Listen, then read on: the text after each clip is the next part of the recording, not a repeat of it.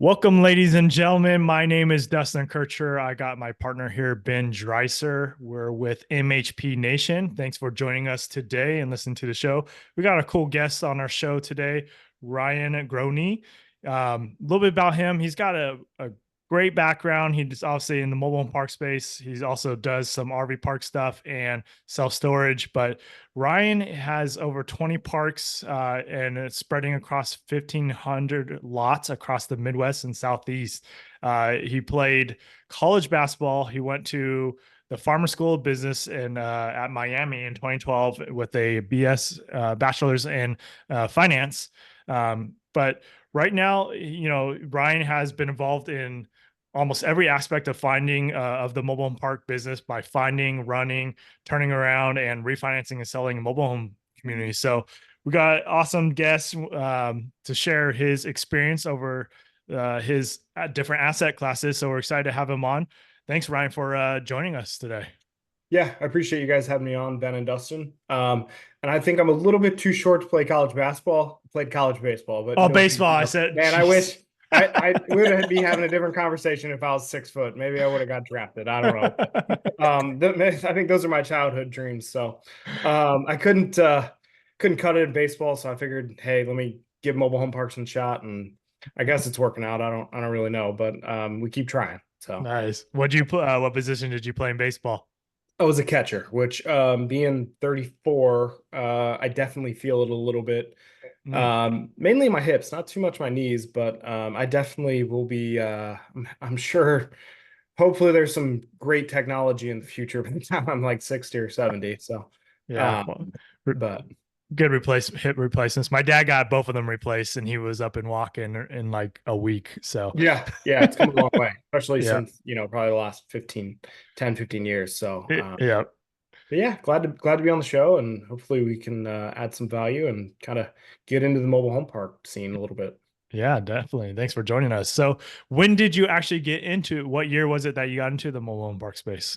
Yeah, so my kind of backstory just happened kind of honestly haphazardly and just kind of like organically, which a lot of things in life kind of happen, but you just Hmm. find your vehicle, right?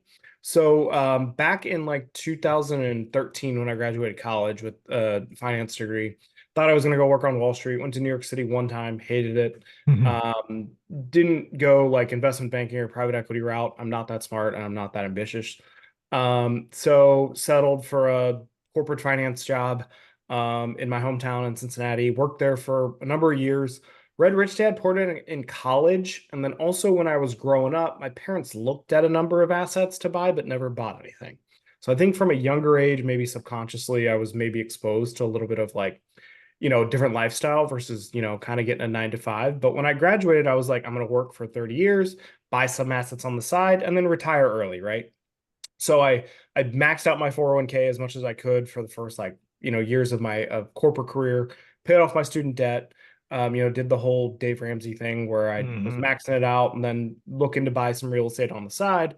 Looked at car washes, laundromats, different types of businesses, apartments. This is like 2014, 2015. And then I stumbled on I was just having a conversation with my dad.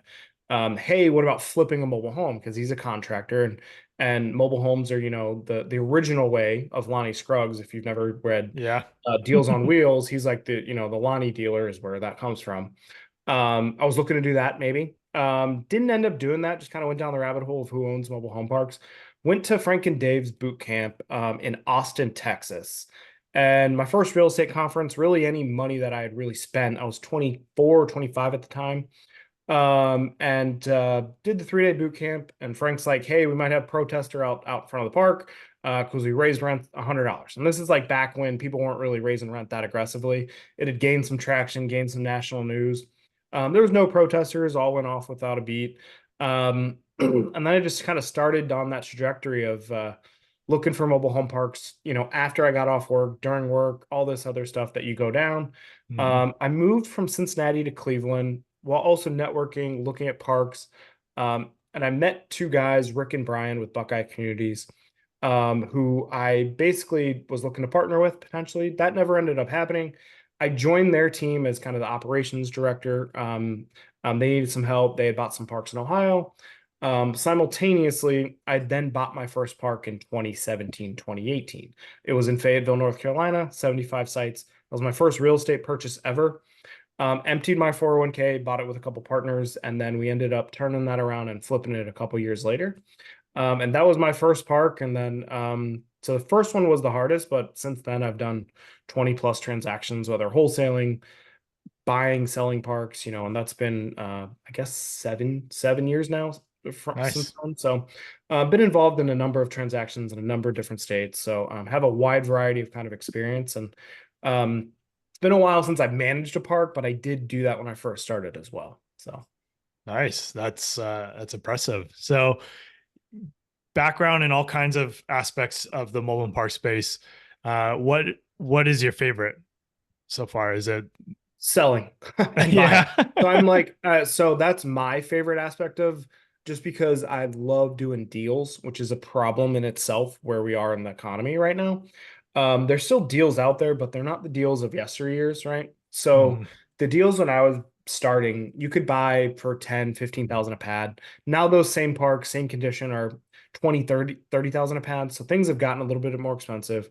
Interest rates are what they are, but price is more the problem than anything, than the interest rate, right?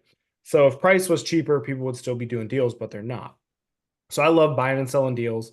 I also love turning around parks, but I've lost the call it the will to turn around 10 parks a year, or Mhm. buy a 50 site park and turn it around. I'm more interested in buying 7,500 plus, with some value add, but I don't need to be living there. I don't need to be like, this is my next great deal. It's just I would rather do a few good deals a year, and not kill myself. Like, Yeah. back when you get started, you'll do anything, and I really did. Now I'm a little bit more, I don't want to say cautious, but more calculated on what I'm doing, just because, my next probably 3 to 5 years, I'm trying to get off recourse debt, trying to refi it into non-recourse. I mean, that's my next trajectory of life, right? Is Got I it. built my portfolio. Now it's kind of refining my portfolio, selling off some assets, maybe rolling it into better assets and building, a little bit larger, more nicer assets, right? I'll still do turnarounds, don't get me wrong, but I cut my teeth with my first probably 5 to 8 parks with rough turnarounds. So Can you Nice. talk a little bit about the structure yeah, that your business and what it takes to run these 20 parks and kind of how your business looks like right now? And maybe how yeah, it evolved, what it looked like at the beginning and kind of how it like evolved? yeah. So when I first started, was simply doing joint ventures, right? Where let's say the three of us, I found a deal. Dustin had 100 grand, you had 100 grand, Ben, and I had 100 grand, right? And then I was going to run it, or we were doing a combined run it, right? Just simple, split it 3 ways. We'll split the profits afterwards, right? So simple JV structure. We're all kind of active, really no passive investment. We're all maybe signing on the debt. That was my first probably 10 deals, was just guys that I knew, because Mhm. deals were flowing, deals were good. You could buy a deal for 10, 15K a pad, raise rent and not really do much, infill a couple spaces and sell it, in 21, 22 for a really good return, right? Or you could refinance out at a low interest rate. So my first 10, 15 deals were majority like that. And then later on, recently within the last probably 3 to 5 years, I got into syndications, mainly 506Bs, which is just family and friends raise is all that means. Where we raise money from private individuals that are typically accredited, typically other real estate investors or other, just high net worth individuals. Typically we're taking 50,000 at a minimum, paying an 8 pref, the typical structure. So my business changed into a little bit more syndication route, just because we kind of outgrew.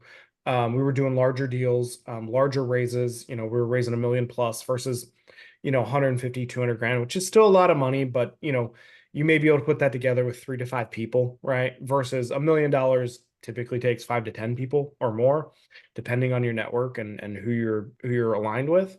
Mhm. And then it structured into more. We started buying RV parks in 21, so we switched over to buying those simultaneously with MH, was because the cap rate versus the risk was about the same. So we were getting higher cap rates, 9, 10, 11 caps going in with the same debt that we were getting for mobile home parks. So we're like, if we can turn these parks into, in a time of crisis, affordable housing, and we're getting the same recourse debt that we're getting on this mobile home park, putting down 20-30% at 4 or 5% debt, in 10-year fix. Why not do that, right? Or even getting seller finance deals, that's non-recourse, right? There was a lot of that in the last couple of years as well.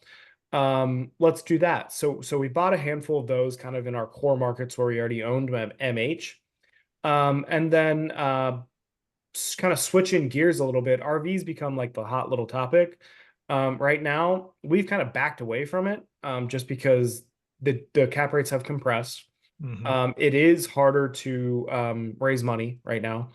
Even on decent deals, people are still tight with their cash just because they don't know what's going to happen.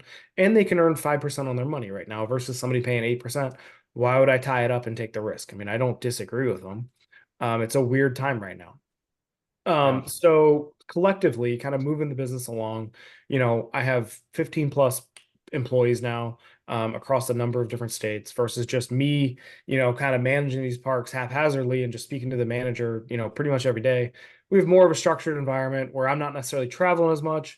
We're having, dedicated phone calls and dedicated meetings with our managers, tracking a little bit more, because I think we bought 15 parks in like a 24-month span. So RVM, Wow. MH from like 20 to 22, and then we sold some assets as well. So it was a crazy mix. In 23, we kind of put pencils down. Or sorry, yeah, 23, we put pencils down and we cleaned up our operations, hired some people and cleaned it up. And now we're ready to go again. It's just tougher to find deals that make sense. So Yeah. Wow. So, touching base on the RV park side, because that's interesting, and I feel like a lot of people did transition a little bit into that, and like you said, it got very hot and cap rates have compressed. What kind of RV parks were you purchasing? Was it a long-term stay? Was it RV campgrounds? What kind of parks were you? So I break campgrounds and RV parks. I mean, they're the same. Just synonymous with like, mobile home parks, trailer parks, mobile home communities, the same names. They really are. We break them into like three different types. And then within that, there's kind of a different breakout. Transient, meaning like your traditional, come in for the weekend, leave on Monday. Hmm. Seasonal, where people leave their campers there all year round, but it acts as a secondary home for a lot of folks, right? A vacation house, maybe just a cheaper alternative.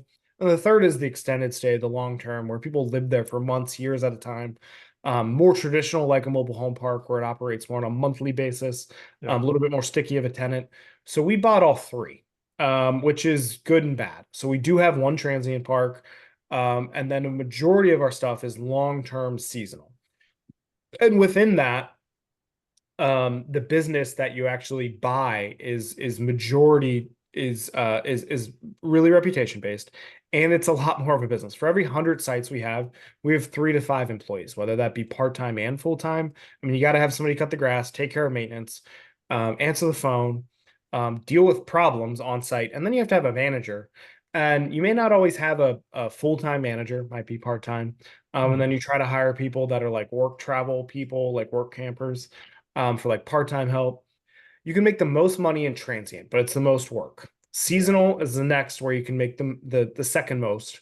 And then the third is the long-term, kind of monthly stays, least amount of work, but kind of create a little bit more of an issue if you have to evict people, etc.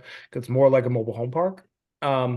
I like the extended stay if you can get a good park in a good area, just because the least amount of work, best bang for your buck, and your predictable income. When you have transient, you're busy, it's a lot to manage, there's a lot of problems, and it's definitely more of a business. So if you're looking for like, real estate that's more passive, do not buy an RV park. I don't care what anyone says. It is more management intensive than anyone thinks. Yeah. And that's owning, more than 5.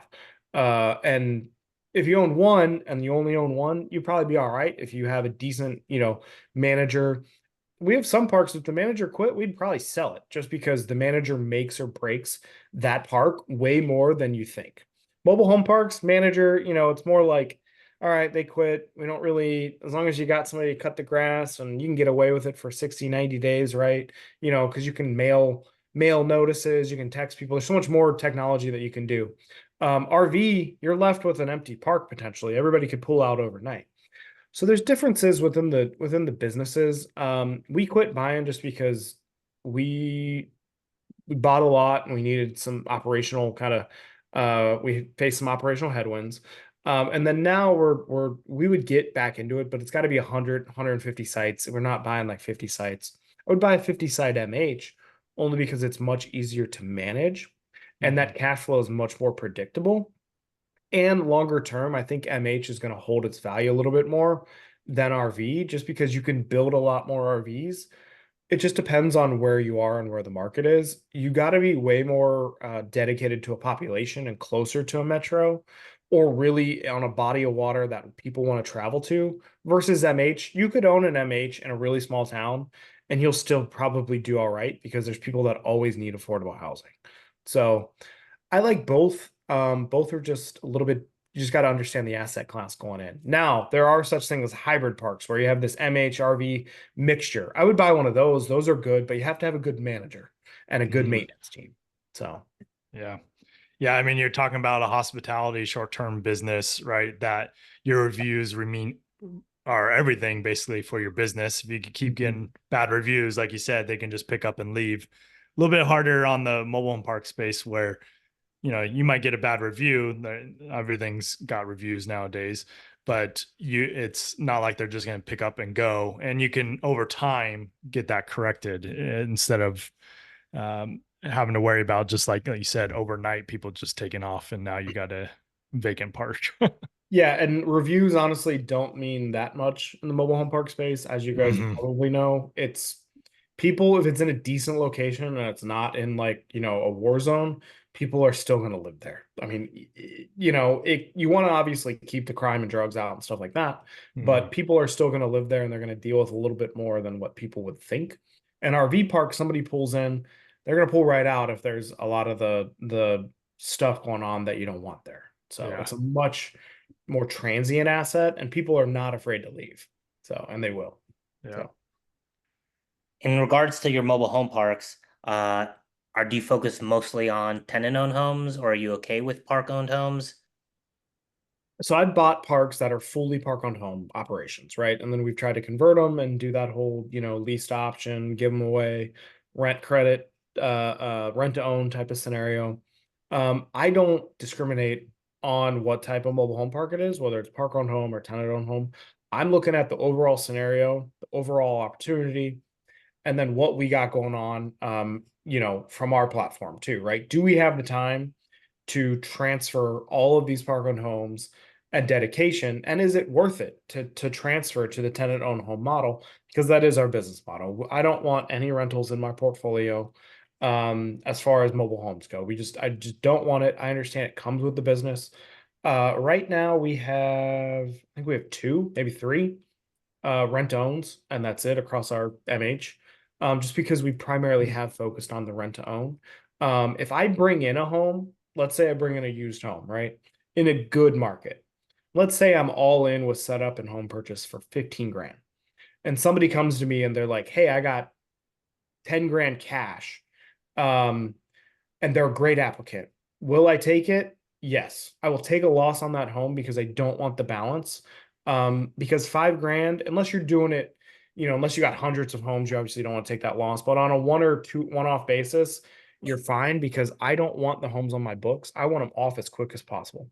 I don't charge interest. I don't do any of that stuff because anytime it smells like a mortgage and looks like a mortgage, it is a mortgage. And I don't want to be caught up in that whole Safe Act mess.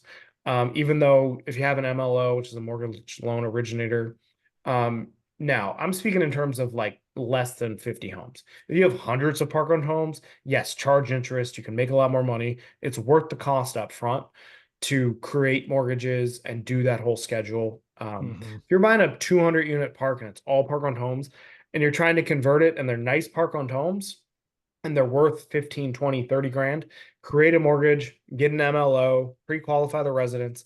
You're better off doing that because you're going to make money over the course of 5 years versus if you're just buying a park that the homes aren't worth anything and you want to get them off your books and it's like 10 homes, you're better off just getting them off your books as quick as possible. Yeah. Within reason, I'm not saying give them away, but you can give them away. So our business model is completely, I want to be in the land business and that's it, Yep. even on the RV side. Have you utilized like channel lending or anything of that sort in your parks? So like 21st or Vanderbilt and stuff like Yep. that. Yep. So we have done that where we bring in homes, sell them on the kind of third party financing options. Hmm. During COVID, we bought a bunch of homes from a certain vendor. They were doing a really good special. We bought them, sold them on terms. So we did the financing in house, kind of like a lease option Okay. type of deal. Um, but yes, I have used different chattel programs out there. We're not big infill people, so I'm not doing that on a large basis. Now that I understand the programs and I see the benefit of them. At the end of the day, the park owner is backstopping it, right? Even if you use like PEP or I think Zippy or some of the other credit unions, Yep. they want somebody to backstop it. They're not stupid, right? Yeah. Warren Buffett knows what he's doing. Vanderbilt knows what they're doing. They want the park owner to backstop it because they understand that the borrower is kind of a junk bond related, right? They're typically not great borrowers Yep. on a collective, so the chances of it defaulting is probably pretty high. Um, but I wish there was more programs out there because I think it's needed. And as these housing costs keep getting higher and higher and higher, even on the single wides, right? I don't know where people are going to be able to afford them, right? So you're going to have to create some in between. And I don't know of any other program out there because 21st has gotten a little tighter in their lending, if I'm not mistaken, here in the last kind of year. But there's different programs out there, but there's also we're becoming a nation of renters, right? So Yeah. it is becoming more popular to rent these homes to folks as well. So, but a renter today could be a homeowner tomorrow, so you also have to keep that in mind as well. So, Yeah. You Uh, said backstop. Can you explain what that means? like the three yeah. years of So go ahead. sorry. Are you talking Uh, about like the 3 years of guaranteeing the loan if they yeah, so fall? what I mean Okay. is like for most of these like third party lenders, they want the park owner to guarantee the mortgage, right? That they're creating for that asset, right? If they're giving you a home or even on a used home, let's say they're creating a mortgage of 30 grand. They want the park owner to have recourse if that person defaults. Obviously, there's certain scenarios to where there's one, two, three steps that step in before that happens, but they qualify you as the park owner or the group as recourse for this chattel loans, right? So you're going to have, even on the agency debt, you're going to have chattel potential recourse if you have, a certain number of homes in there. But obviously, agency debt, they have a certain percentage of threshold where they don't like park owned homes or even rent to own. So you're going to have some in there. That's what I mean. You're going to take the final recourse, meaning you're personally guaranteeing the loans for the chattel, which is the single wide, double wide, triple wide that's in your park that the tenant is taking on. Now, the tenant is making payments. If all is well and fine and they pay it all off over the course of the schedule of the loan, then you have nothing to worry about. But if something goes wrong, they're looking for you personally to guarantee that payment, right? Whether it's through renting it, selling it again, or making the mortgage payment yourself. Yeah. Thank you for that explanation. And then one more question about something, the MLO, if you can talk like a little bit more in detail. Yeah, so that is a sorry, go ahead. I mean to cut you off. No, no, you didn't cut me off. So it's a mortgage loan originator, right? Most people aren't going to have that within their operations. I don't because we don't have a lot of park on homes. Or if you're buying a park where you're doing a lot of infill, but you're paying cash for the home, right? Versus taking financing from a vendor or a manufacturer, right? You're paying cash for the home and then you want to create a mortgage yourself. You need a mortgage loan originator in-house which can or somebody outside that you pay a fee to that is legally licensed, I think via the state that you're operating in to create a mortgage, which would then be recorded at either the DMV or the county, whatever within the county, right? Basically saying, hey, you're Safe Act compliant. You can charge whatever the legal limits are for interest rates within that state because everything is dictated per state. If you've ever seen like the late infomercials of, hey, we're basically loan sharks, but it'll say like, in this state, we can't charge more than 25%. Each state has its own laws, just like it does with insurance, on what the rates can be during certain time periods. So a mortgage loan originator, which would create that mortgage for you, do all the paperwork, make sure it's all compliant, and then you're basically creating the mortgage for your tenant, which allows you to charge interest, foreclose on them, and do certain other things that a bank would do as you're acting as the bank. Now, you would have to own the homes free and clear, and meaning you have to pay cash for them, or your name has to be directly on the title in order for you to create that mortgage. So, And is there any reason somebody would do an MLO or create a mortgage versus like a lease option? so it is all based on the state that you're in. Also, this is kind of where it gets a little tricky, and I always tell people to consult the state association or state attorney because I am not that, right? And it gets very gray, in my opinion, depending on what state you're in, based on the Safe Act of 2008 from the Dodd-Frank bill, basically, stating like you're not allowed to create mortgages. Now, lease option is different. I don't necessarily see that it's right or wrong. I think it just depends on the state that you're operating in and the time horizon that you're doing. Now, if you're charging 10, 12% interest on a lease option, that's not a lease option. That's a mortgage, in my opinion. I don't charge interest if I were to do it. And I'm speaking in gray areas because it is a gray area, and you could ask 10 different people and they're going to give you 10 different answers. It is all what I would go to the state association, ask them, hey, I'm trying to create, do I do a home installment sale? Do I do a lease option? Can I do a rent credit? What do I do? Or do I actually create a mortgage? But if you create a mortgage, you need a mortgage loan originator because they actually originate the mortgage and they're licensed by the state. So the reason somebody would do one or the other would be the number of homes that they have. Do they want to be in the mortgage business as well? I don't. I typically don't have more than 10 homes on our books. So I don't necessarily charge, not interested in that. If I had hundreds of homes or thousands of homes, I would take the necessary kind of work that it does to create it, because you're going to make more money, right, over the course of 5, 10 years if you own the homes free and clear. That's why somebody would do it. A lot of these larger operators, got 5, 6,000 homes, 7,000 homes that they pay cash for, right? They're going to do their own in-house financing because they have the team for it. They're going to make more of a spread. And then they also create a homeowner and more of an environment to where it's pushing that community towards home ownership. But it's a completely different ball game when you're at that level. Now, you may have a one-off where somebody wants to create mortgages just because legally that's what they think they have to do. I'm not sure. It all is depending on the state you're in, and every state has its own kind of weird little nuances. But black and white, if you ask certain people, you need to create a mortgage whenever you do a lease option. I mean, that's kind of, but then you have to foreclose on them. There's all kinds of different scenarios, and I'm not well versed on it. Actually, SECO, which is the Southeastern Community Owners, they have a show. I think it's in September. I think they have a lease option workshop in August. I don't know the schedule off the top of my head, but I know it's July right now. They have a lease option run by a lawyer, so it might be worth it to throw it in the notes or email blast when you guys see it out. But Yeah. they do have a lease option workshop run by a lawyer, I think, coming up. Nice. So Yeah, Okay. lots of great info. Thanks for sharing that. of course. So what has been the biggest challenge so far with it's basically roughly 10 years, right, of getting into this? What's been the biggest challenge that you've come across with either the mobile home parks or the RV parks? So kind of breaking it into three different, people, product, processes. People was always my most difficult. That's just what appears in my frame, right?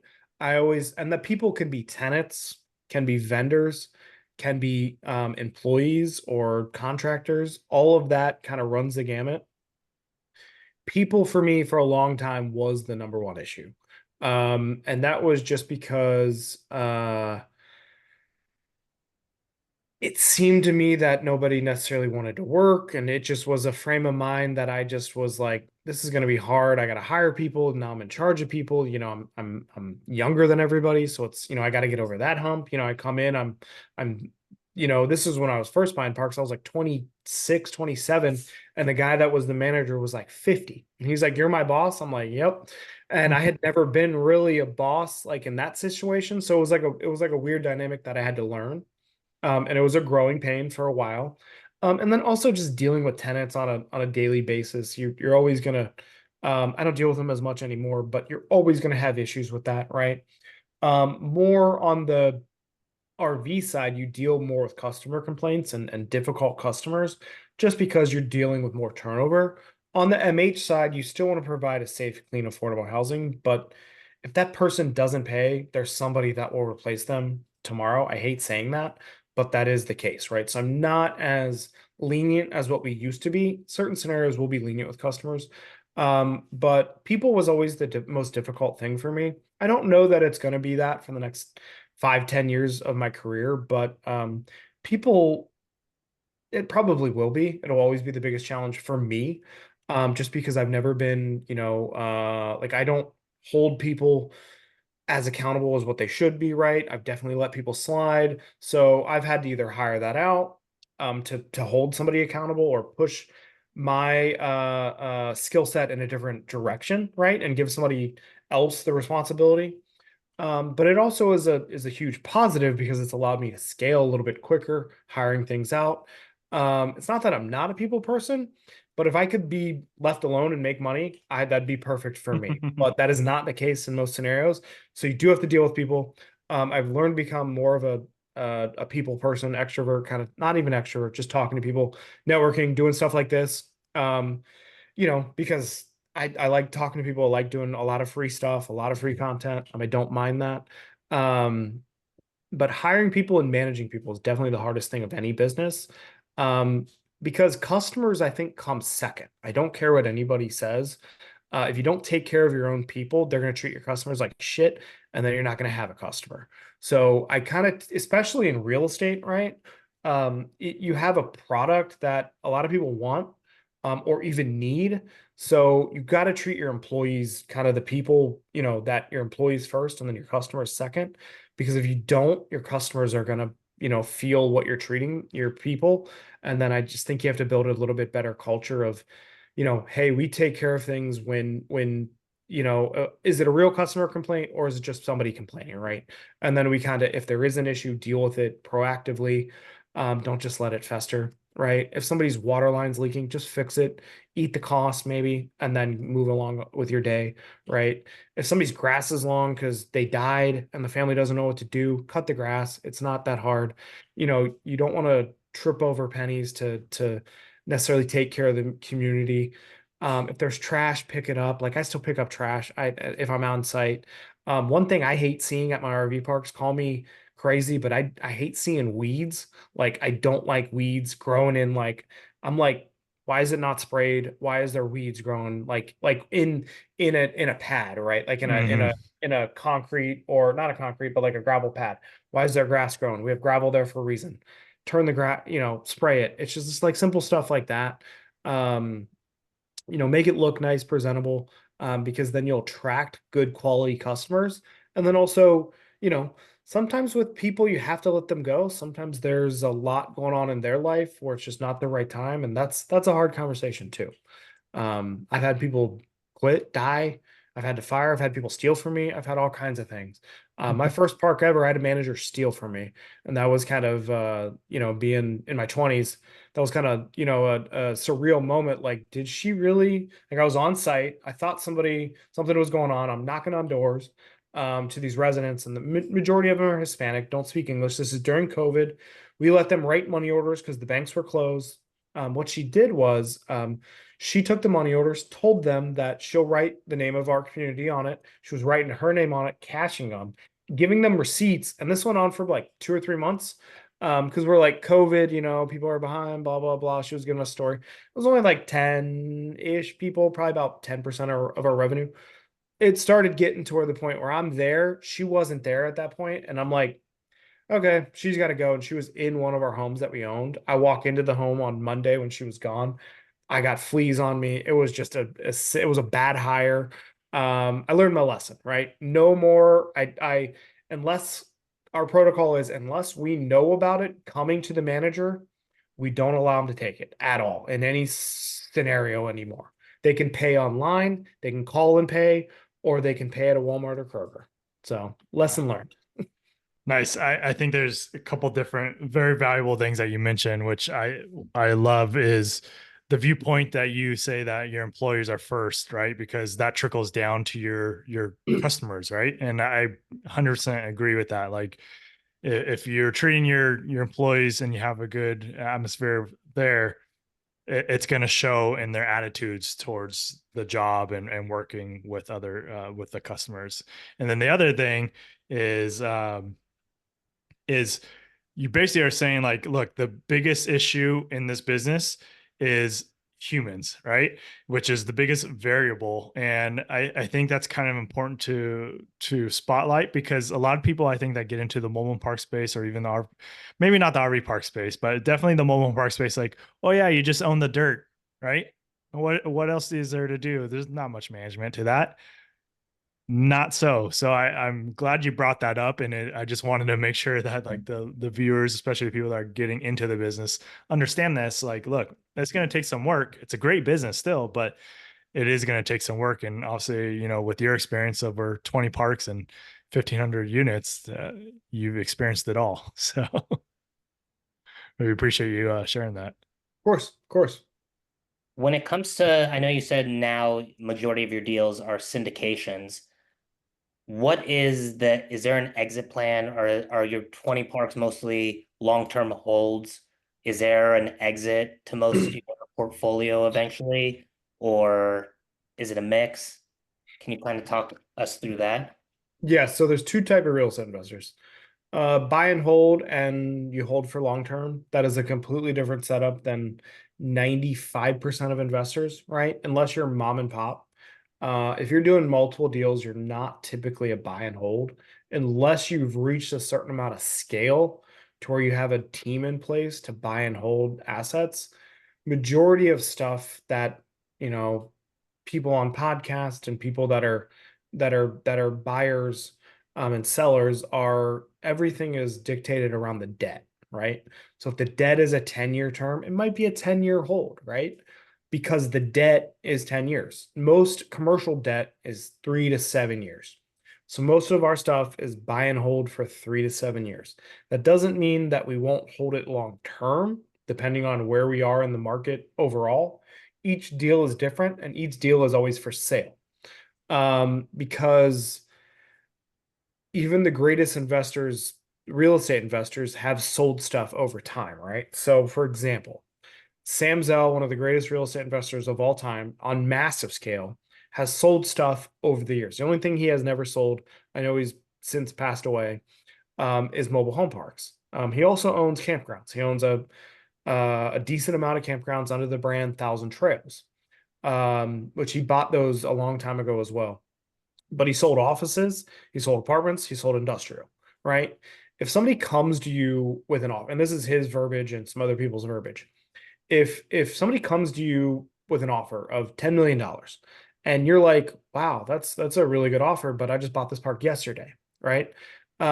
Assuming there's no huge defeasance or prepayment penalty on the loan or whatever have you, moving forward, do you think that asset today is worth $10 million? And if the answer is no, you should sell it. If the answer is yes, then you should keep it, right? Because in essence, if you think that asset is worth $10 million, probably going to be worth more, in your opinion, in the future for more.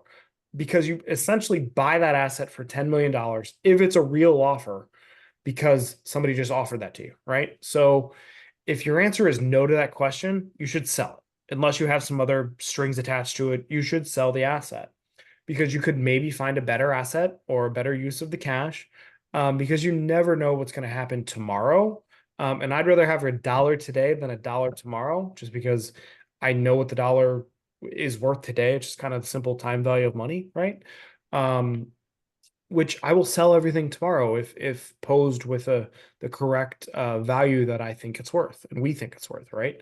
So we're primarily long-term investors, but the long term is under 10 years. I'm not looking at an asset thinking I'm going to hold this for 50 years.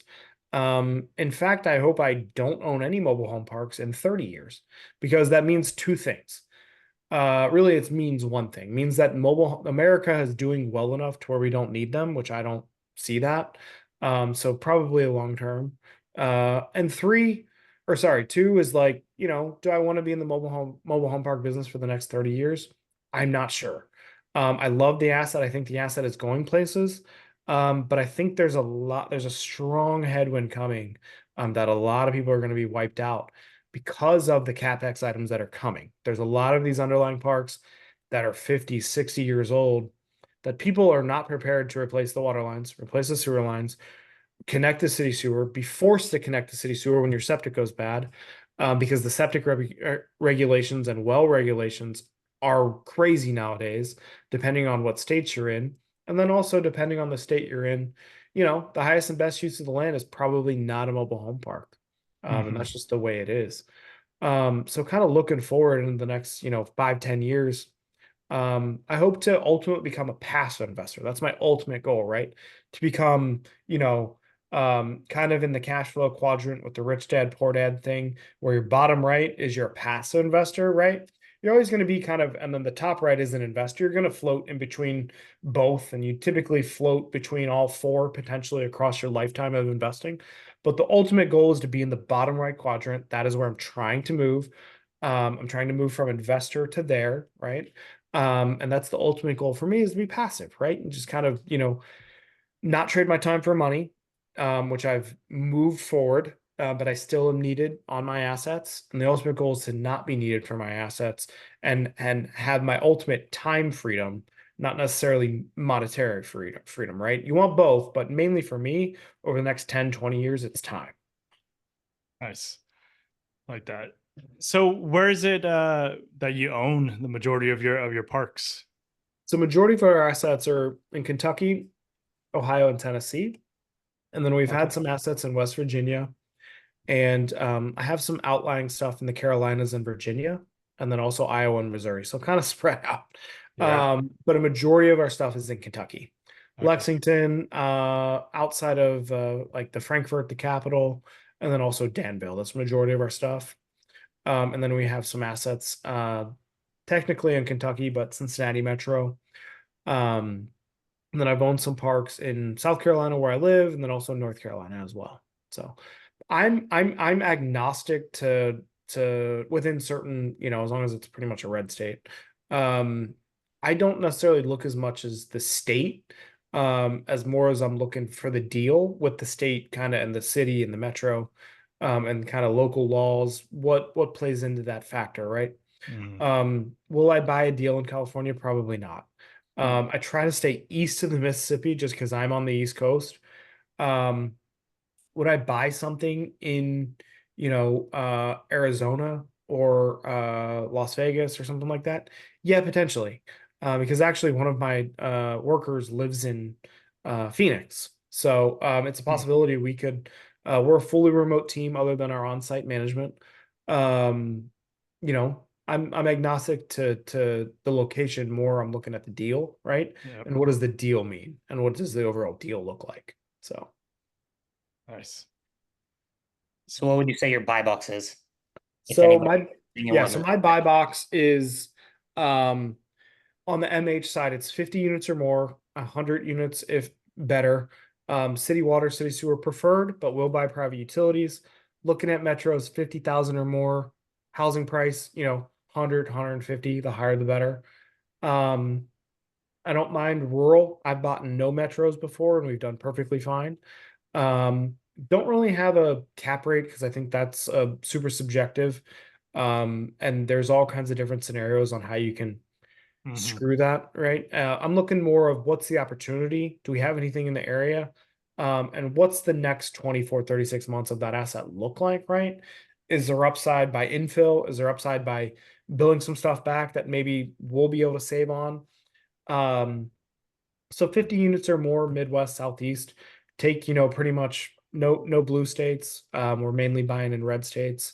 But I will buy in a blue state if it was like a really crazy deal, like 300 units and for like 10,000 a pad or something, right? There's always rules to the exception. I'm mainly looking for larger small value add, not large turnaround or large infill. But as we kind of go down this path of what does the next 12 months look like, especially when I have not bought a park in that's a key factor too. I haven't bought a park in 12 plus months, and that's been to a number of reasons, both internally with our organization and two, just where we are on the deal flow spectrum, right? Deal flow spectrum, there's a lot of deals floating around, but no deals that real make sense when you throw debt on it, right? If you're paying cash, you got a 1031, it may make sense. But so 50 plus units, Midwest, Southeast. On the RV side, 100 plus units, Midwest, Southeast, closer to larger metros. We're looking 300, 400, 500,000 or more. We want to be on water or within populated areas off the highway. So Nice. Well, Ryan, we're approaching here an hour, and so we do appreciate you on the show, and you've shared so much knowledge about your experience in the space. One, how should people reach out to you, send you deals, bring you deals? What does that look like? yeah, so you could throw my email on there. It's just Ryan.Groene, my last name, 55@gmail.com. You can throw that on there. I'm on Facebook and Instagram on both of those. Also on LinkedIn. You can find me just under my name. Feel free to message me. I used to give my cell phone number out there. I kind of don't anymore just because Yeah. tenants might find it nowadays. Which I have no problem answering the phone. I rarely answer the phone anymore unless I have your name. I'm bad at that, but that just is what it is. So people can find me on all the social medias. I'm happy to have a conversation with folks about mobile home parks. Not just from like a personal standpoint. I'm happy to give you my thoughts because what a lot of people go out and find is they go out and read these books, which I got a bunch of them right here. All mobile home real estate related, or just different podcasts and platforms. A lot of that message comes from who is putting on that message, and not every deal, meets like if I'm looking at 50 units, city water, city sewer, or even private utilities, that maybe doesn't match what, somebody that has a family and doesn't have a lot of time, right? There is always a deal that meets your lifestyle. And I think people need to look more into that because there's nothing wrong with a 10, 15 unit, 20 unit park, right? If it's in your backyard and you can manage that thing kind of by yourself or with help of like a small part-time manager and you got the cash, nothing wrong with a smaller park. Also, larger parks are being bought more and more and more. Here we are in 2024, midway through the year. There's not many large parks left. So a lot of these guys are starting to drop down to 30, 20 space parks. You're seeing that more too. But there's nothing wrong with a smaller park that fits your lifestyle more than the asset itself, right? You need to look at what is this asset going to do to my time? Is it going to take, a lot of time, a lot of capital, a lot of effort, right? You got to consider that when you're getting into, being an operational piece in the mobile home park space. So, Nice. or any asset. So one last question before we let you go. What is a like a horror story that you've dealt with, or something funny that you've had to deal with one of your assets? So I think I told it. That's mainly probably one of my kind of internal, I had a manager steal from me. I've had deals go south. I've had what else have I had? I've been sued. I've sued people. I've had a little bit of everything kind of throughout the gamut. Here recently, kind of not really operational related, more just kind of speaking on like other people and not really expecting certain things from certain people on certain things that we've maybe misread. We had somebody twice now, actually, within the last 12 months. The seller went with another buyer when we were under contract, so total breach of contract. And it's been with somebody that I've known personally, and we brought it to their attention, whether it's been organically brought to my attention, and then we have a conversation. Hey, maybe you just pay us an assignment fee or a consulting fee. Take it. Maybe we don't want the deal that much because you're obviously willing to pay more. Not a big deal. We've had to get legal involved. I've actually, a person I thought we were kind of, colleagues and friends with, We've had to get legal involved. Mm, Had it happen a couple times, and that's all within the last 12 months, which I never had my first kind of, 7, 8 years of doing. I've had a little bit of this here and there, but yeah. nothing like it's been the last, whether that's kind of speaking to where we are in deal flow, that it's so competitive that people don't care as much as what they used to. But these are people that I've known for a long time, multiple years. And it's just been one of those where that's kind of my horror story recently. And then also we're a little bit more picky on who we partner with, Hmm. just because I've had some deals that are maybe not performing as well as what we originally thought. And we weren't necessarily running them, right? Other general partners that were maybe running them, Mm, and made some decisions that we wouldn't make. But that's neither here nor there. Um, we try to move the ball forward, try to get profitable, and try to maybe get out from under the asset, because sometimes you have to sell some stuff just to kind of clear your books and take some chips off the table. There's nothing wrong with that. yep. So my horror story recently is I'm very trusting, very kind of open about my deal flow. I've been a little bit more reserved, just because I've had stuff happen where uh, Yeah. was taking deals that we were actually under contract for.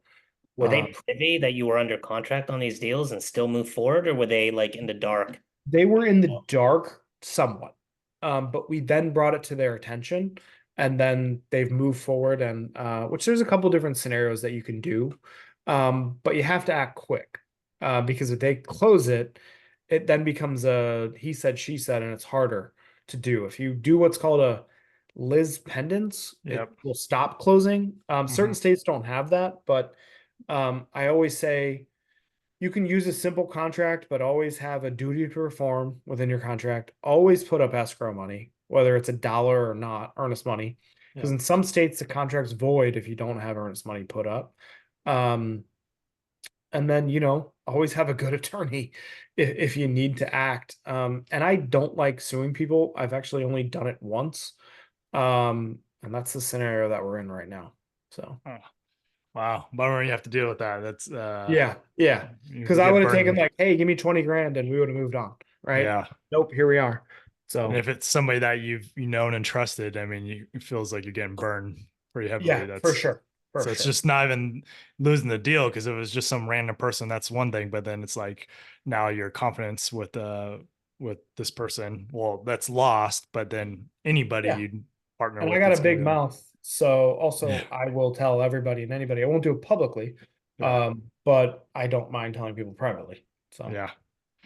Nice. Well, Ryan, again, we appreciate you coming on the show, sharing so much knowledge. It's awesome to have guests like you on the show that really let everybody know how this business really is, right? And not trying to sell something or anything. It's just you're talking about from experience of, 20 parks and 1,500 pads. That's quite impressive. So we appreciate you coming on here, and we look forward to talking with you down the road. yeah, thanks for having me on, Dustin and Ben, and hopefully your listeners get some value, and always reach out to me, and happy to talk parks. Well, thanks, Ryan. Appreciate it. Of course.